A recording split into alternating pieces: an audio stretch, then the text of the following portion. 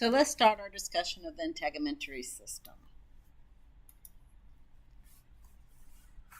Keep in mind the integumentary system is not only made up of skin, but it's also made up of your hair and your nails. Your skin is your largest organ, counts for 10 to 15% of your total body weight, and it is a very complex organ with many functions to help maintain our homeostasis. The two main layers of our integumentary system of the skin is our epidermis and our dermis. You will also see the hypodermis listed as part of the skin, but it is truly not part of the skin itself. It's an underlying tissue. Embedded within your skin, you will find your hair, sebaceous glands, sweat glands, nerve endings, sensory receptors. You have your erector pili muscle, which causes your hair to stand on end.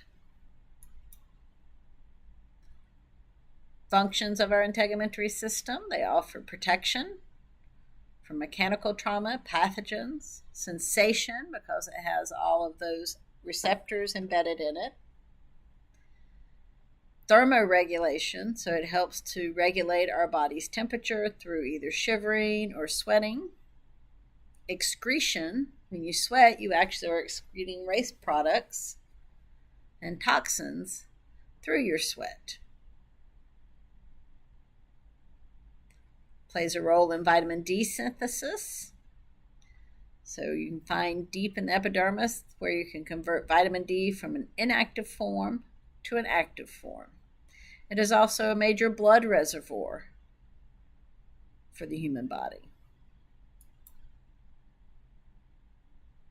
So with thermoregulation, if your body temperature gets hot or cold, it will stimulate the hypothalamus, where the thermoregulatory system is, to cause a reaction.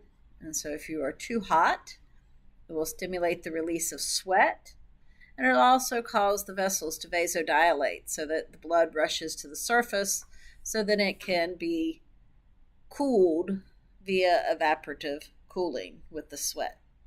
And so that's why you get red and flushed when you get hot, is because all your capillaries in your skin are vasodilating, allowing lots of blood to come to the surface. This will cool your body and bring you back to your normal temporal range. If you get too cold, again, thermoregulatory system in the hypothalamus will cause vasoconstriction, and it will conserve heat, keeping the blood towards the core of the body. If you're cold for too long and you cut off the circulation to the extremities, the tips of your fingers, the tips of your toes, your nose, then your skin will actually start to rot in place, and that's when you get frostbite. But by conserving that heat for core body function, you bring your temperature back up and sustain homeostasis.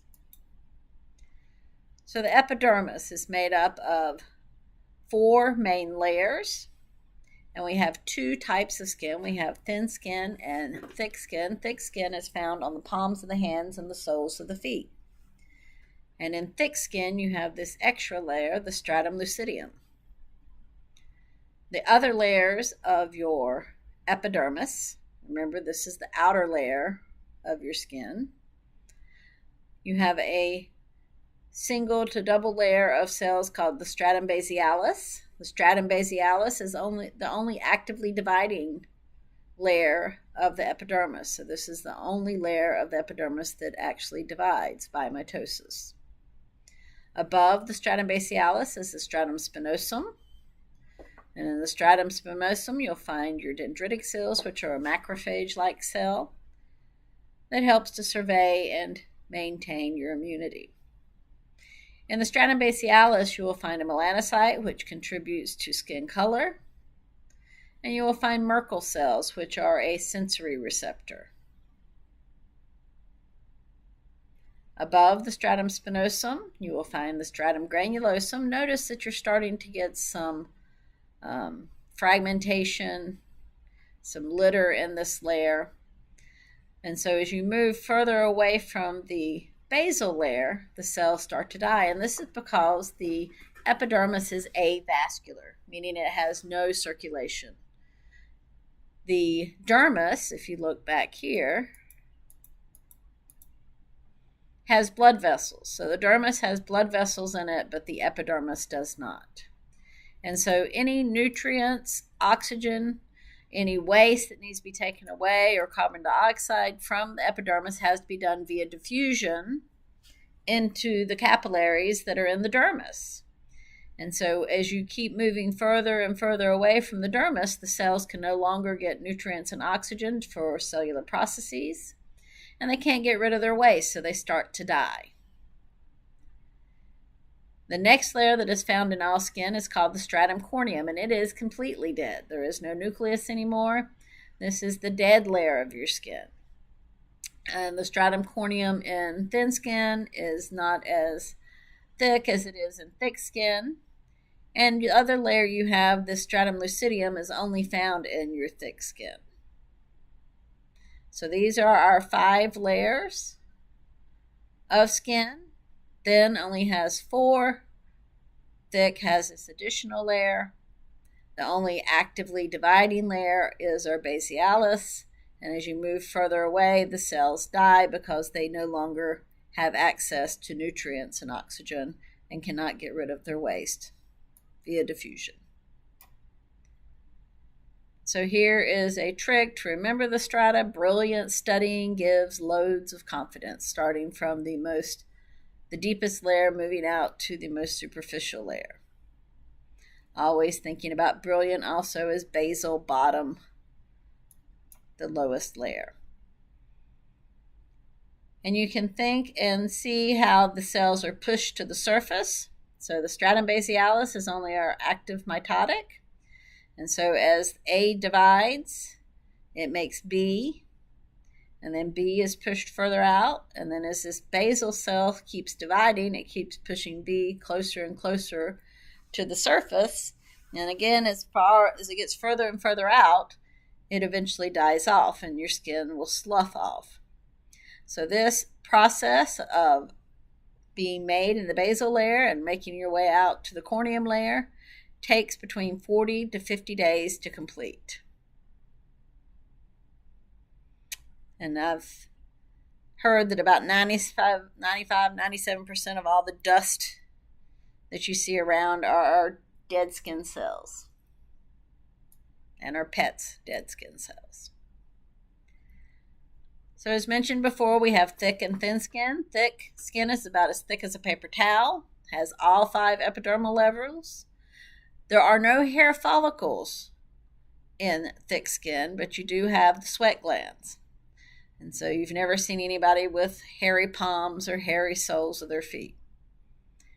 Areas that are not subject to as much mechanical stress as the palms of the hands and the soles of the feet are covered with thin skin, and it does have hair follicles in it. When you develop a callus, it's where you get additional layers of your stratum corneum forming either thick or thin skin in response to those repetitive pressures that develop a callus. And here you can see the difference in the stratum corneum between thick skin and between thin skin, and you'll also be able to see it on the models that we have in lab. All the other layers are relatively the same, other than you have the additional stratum lucidium in the thick skin.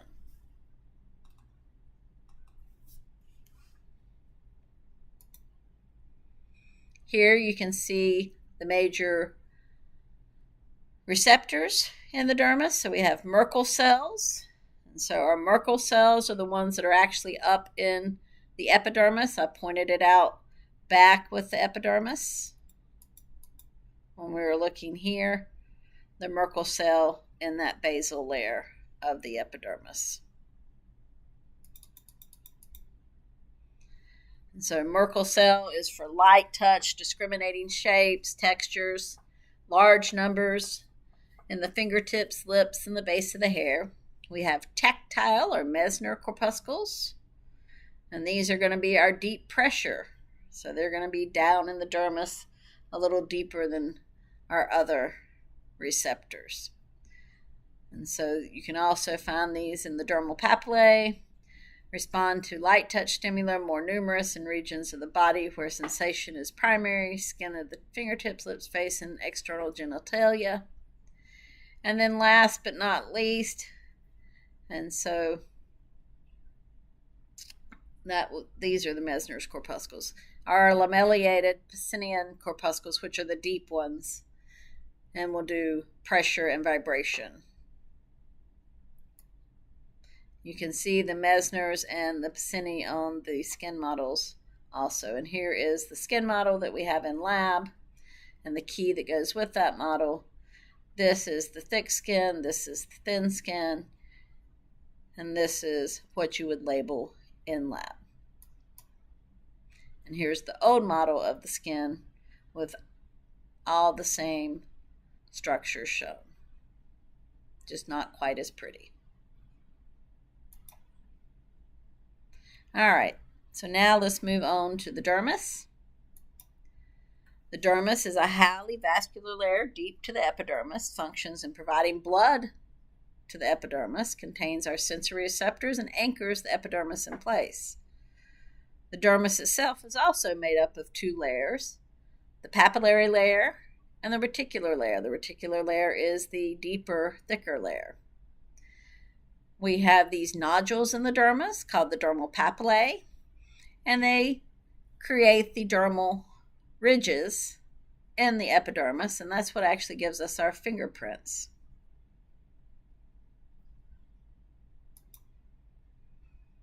And so these epidermal ridges that are generated from the dermal ridges give us our fingerprints. You have all these sweat pores in your fingerprint, and when you leave a fingerprint behind, that's what you're leaving behind, is the sweat on your tips, on those ridges on the fingers.